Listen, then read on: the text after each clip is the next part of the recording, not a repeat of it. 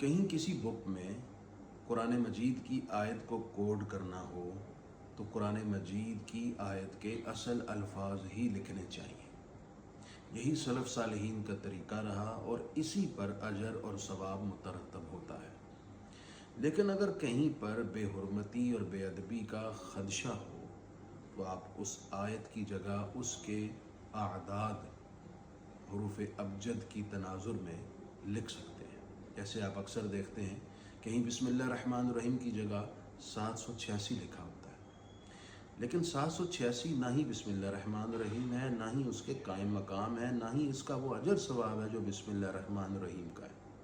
इसका सिर्फ इतना मकसद है कि कातिब ये बताता है यहाँ पर मैंने बिस्मिल्लाह रहमान रहीम पढ़ी है।